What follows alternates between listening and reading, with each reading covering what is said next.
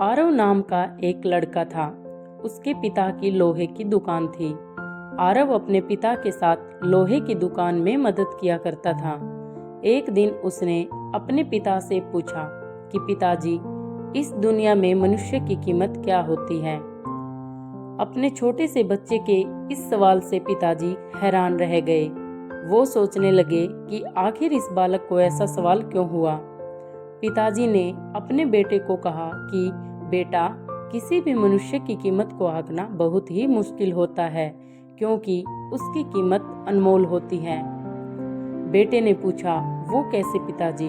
अगर सभी मनुष्य की कीमत अनमोल होती है तो फिर कोई अमीर तो फिर कोई गरीब क्यों होता है?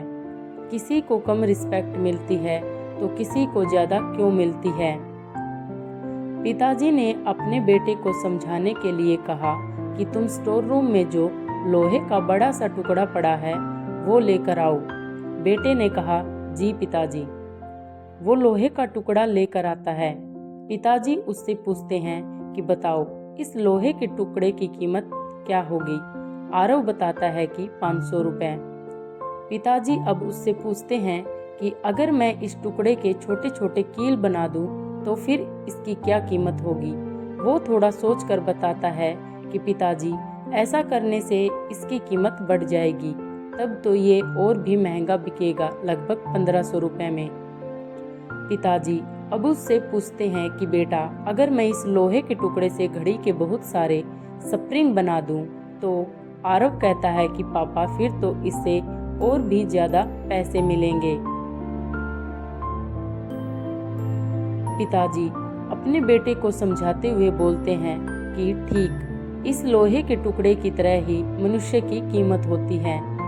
मनुष्य की कीमत भी इसमें नहीं होती है कि अभी वो क्या है, बल्कि इसमें होती है कि वो अपने आप को क्या बना सकता है। महात्मा बुद्ध हमेशा कहते थे, हर व्यक्ति एक हीरा है, लेकिन दूसरे लोग हमारी कीमत उनके सामर्थ्य और उनकी जानकारी के अनुसार लगाते हैं। हमें हमारी योग्यता की तुलना किसी से नहीं करनी चाहिए।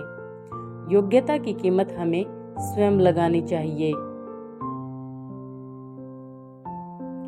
क्योंकि कोई दूसरा व्यक्ति उसकी सही कीमत नहीं लगा पाएगा। अगर कोई हमारी योग्यता की कीमत लगाएगा तो उसके सामर्थ्य के अनुसार लगाएगा। इसलिए कभी भी खुद को दूसरों से कम नहीं समझना चाहिए।